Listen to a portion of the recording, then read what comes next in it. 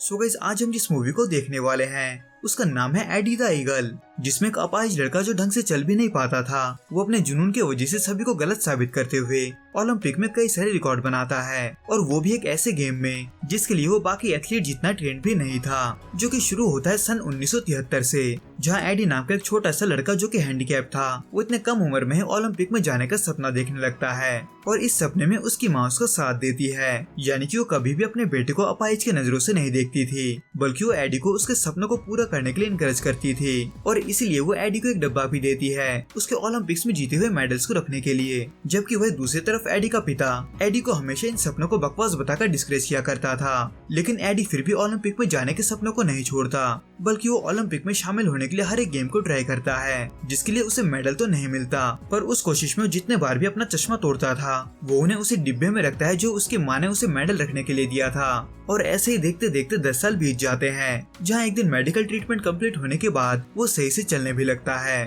पर इन सब के बावजूद भी वो किसी खेल में अपना पकड़ नहीं बना पाता, जिसको एक जरिया बनाकर एडी का पिता उसे अपने साथ अपने काम पर ले जाता है, ये सोचकर कि एडी अब उसके बातों को मानने लगेगा। लेकिन वहाँ इसका उल्टा ही होता है, क्योंकि एडी वहाँ स्कीइंग के ग्राउंड को देखने के बाद स्कीइंग में अपना किस्मत आजमाने जाता है। यानी कि एडी समर गेम्स को छोड़कर विंटर गेम्स की कैटेगरी में चला जाता है, जिसमें वो कई साल मेहनत करने के बाद अपने घर कई सारे मेडल्स और ट्रॉफीज भी लाता है। यानी कि वो स्कीइंग में माहिर हो चुका था। पर जिस दिन ओलंपिक्स में जाने के लिए ब्रिटेन की स्कीइंग टीम का सिलेक्शन होना था, उस दिन उसे ब्रिटिश के ओलंपिक ऑफिशियल्स टीम में लेने से मना कर देते हैं, ये बोलकर कि वो अभी ओलंपिक्स में जाने के लिए तैयार नहीं है, इसलिए वो उसके 5 साल बाद वाले यानी कि 1992 के ओलंपिक्स की तैयारी करने को बोलता है, जो कि वैसे तो एडी से छुटकारा पाने का बस एक बहाना था, क्योंकि उनमें से एक ऑफिशियल सीधा एडी के मुंह पर ही बता देता है कि वो कभी ओलंपिक्स में हिस्सा नहीं ले पाएगा, क्योंकि वो ओलंपिक्स के लिए बना ही नहीं है। हालांकि इसके वजह से एडी कुछ समय के लिए ओलंपिक्स में जाने का सपना देखना छोड़ देता है, पर जैसे वो अपने कमरे में लगे इसके जंपर के पोस्टर को देखता है, वो फिर से एक बार नए स्पोर्ट के साथ ओलंपिक में जाने का सोचता है,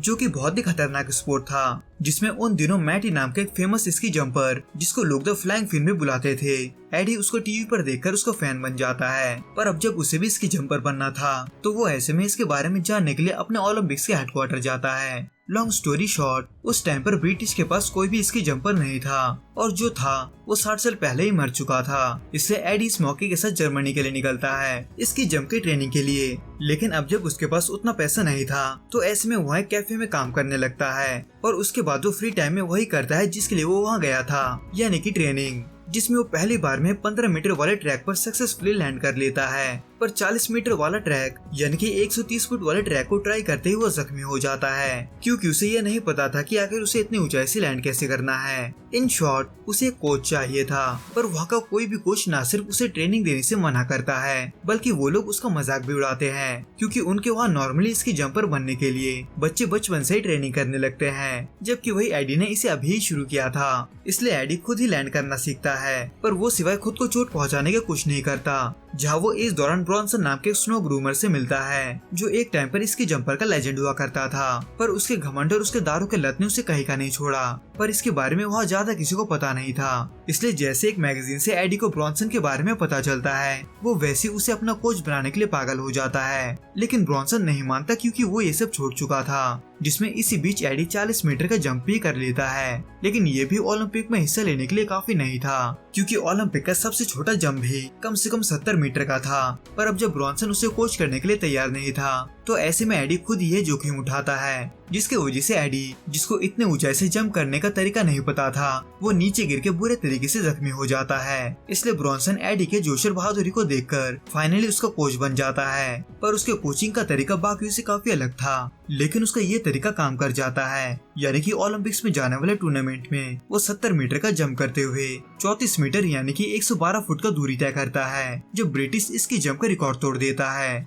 वैसे अगर देखा जाए तो एडी उस टूर्नामेंट में सबसे पीछे था, पर वो फिर भी ब्रिटिश के रिकॉर्ड को इसलिए तोड़ पाया क्योंकि पहले का रिकॉर्ड उतना नहीं था, लेकिन फिर भी ये एडी को हौसला देने के लिए काफी था, क्योंकि इसके वजह से उसे ब्रिटिश ओलंपिक्स टीम का हिस्सा बना लिया जाता है, जो नहीं चाहता था कि एडी ओलंपिक्स में हिस्सा ले। वो इसके वजह से ओलंपिक्स में क्वालिफाई करने का रूल बदल देता है, यानी कि पहले जहां एडी को 70 मीटर से कूदकर सिर्फ सक्सेसफुली लैंड करना था, वही उसे अब न सिर्फ 70 मीटर से सक्सेसफुली लैंड करना था, बल्कि उसके अलावा उसे 61 मीटर का डिस्टेंस भी पूरा करना था। इसलिए वो वापस ब्रॉन्सन के पास ट्रेनिंग ट्रेनिंग के लिए जाता है और खुद के स्किल को परखने के लिए वो हर एक छोटे मोटे टूर्नामेंट में भी हिस्सा लेता है, जहाँ वो हर एक जंप के साथ अपने रिकॉर्ड को तोड़ते हुए एक नया रिकॉर्ड बनाता है। और ऐसे देखते देखते वो दिन आ जाता है जब उसके पास ओलंपिक्स में हिस्सा लेने का आखिरी मौका था, जहाँ वो प्रैक्टिस जंप में 61 मीटर का डिस्टेंस कवर कर लेता है, पर ऑफिशियल जंप में सक्सेसफुली लैंड न होने की वजह से ओलंपिक्स में हिस्सा नहीं ले पाता, जो कि इस बार एडी को अंदर से तोड़ देता है। लेकिन अगले दिन एक लेटर से उन्हें पता चलता है कि टूर्नामेंट वालों ने एडी के प्रैक्टिस जंप को भी रिकॉर्ड किया है, जिसमें एडी ने 61 मीटर का डिस्टेंस कवर किया था। यानी कि एडी एक बार फिर से ओलंपिक के लिए क्वालिफाई हो चुका था, जिससे ब्रॉन्सन भी खुश होता है। पर एडी को चौंकाते हुए ब्रॉन्सन उसे इस साल का ओलंपिक्स में हिस्सा लेने से मना करता है, क्योंकि उसके हिसाब से क्वालिफाई करना ही सब कुछ नहीं था। यानी कि ब्रॉन्सन के मुताबिक एडी अब भी बाकी के जंपर के सामने बच्चा था, इसलिए वो ये नहीं चाहता था कि एडी ओलंपिक्स में जाकर सबसे पीछे रहे और डिस्क्वालीफाई हो जाए, बल्कि ब्रॉन्सन ही चाहता था कि एडी वाकई में सबको टक्कर दे और लोग उसे याद रखे। इसलिए ब्रॉन्सन उसे अगले ओलंपिक्स तक रुककर ट्रेनिंग करने को बोलता है, लेकिन इस बात से एडी बिल्कुल भी सहमत नहीं होता, इसलिए वो अकेले ही ओलंपिक्स के लिए चला जाता है, जहाँ एडी की माँ पहले की तरह ही उसे इनकरेज करते हुए एक डिब्बा देती है ताकि वो उसमें अपने मेडल रख सके। लेकिन अब जब ये ओलंपिक्स था तो इसमें और भी अच्छे अच्छे एथलीट आने वाले थे, जिनमें से एक था मैटी यानी कि द फ्लाइंग फिन भी था, जिसका एडी दोस्त तो नहीं था, पर वो दोनों एक दूसरे को जानते थे। इसलिए एडी उसके जंप को देखकर बहुत खुश हो जाता है, क्योंकि उसने 70 मीटर वाले ट्रैक से 114 मीटर से भी ज्यादा का डिस्टेंस कवर किया था,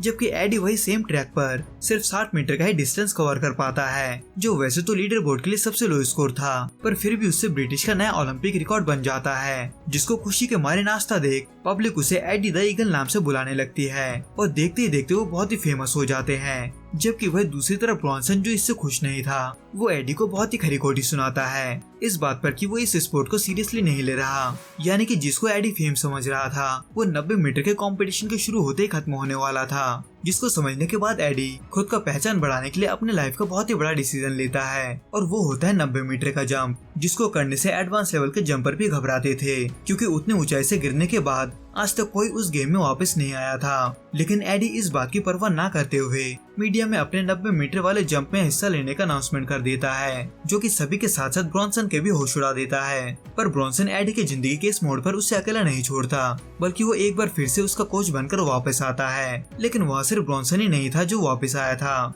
बल्कि वहाँ ब्रॉन्सन का कोच भी कमेंटेटर के गेस्ट के तौर पर आया था, जो ब्रॉन्सन से अब भी इसलिए आंखें नहीं मिलाता था क्योंकि ब्रॉन्सन ने 5 मिनट के फेम और शराब के चक्कर में अपना पूरा करियर बर्बाद कर दिया था। इसलिए उसे अब भी ऐसा लगता है कि ब्रॉन्सन एडी को ये जंप करने के लिए बोलकर फिर से वही गलती कर रहा है। पर वह दूसरी तरफ एडी, जो अब नहीं रुकने वाला था, उसे जंप से पहले लिफ्ट में मैटी मिलता है, जो अब तक हर कैटेगरी में जीत चुका था। पर वो फिर भी एडी का मजाक नहीं उड़ाता, क्योंकि वो दोनों ही फर्स्ट या लास्ट आने पर विश्वास नहीं करते थे, बल्कि वो हर मोमेंट पर अपना बेस्ट परफॉर्मेंस देने में बिलीव करते थे, जिसको मैटी से सुनने के बाद वो और भी मोटिवेट हो जाता है और आखिर में 90 मीटर के उस जंप को उन सभी को गलत साबित करते हुए कंप्लीट करता है, जो उस पर विश्वास नहीं करते थे। जहाँ एडी एक बार फिर से अपना रिकॉर्ड तोड़कर एक नया रिकॉर्ड बनाता है, जो कि सिर्फ एडी के लिए अच्छा पल नहीं था, बल्कि ये पल ब्रॉन्सन के लिए भी हमेशा के लिए यादगार होने वाला था, क्योंकि उसके आखिर में ब्रॉन्सन का कोच आकर ये मानता है कि वो उसको लेकर गलत था। जिसके बाद हम इस मूवी के आखिर में एडी को उसके घर वापस लौटते हुए देखते हैं, जहाँ वो एक नेशनल हीरो बन चुका था, जिसमें उसी भीड़ के बीच एडी का पिता भी खड़ा होता है,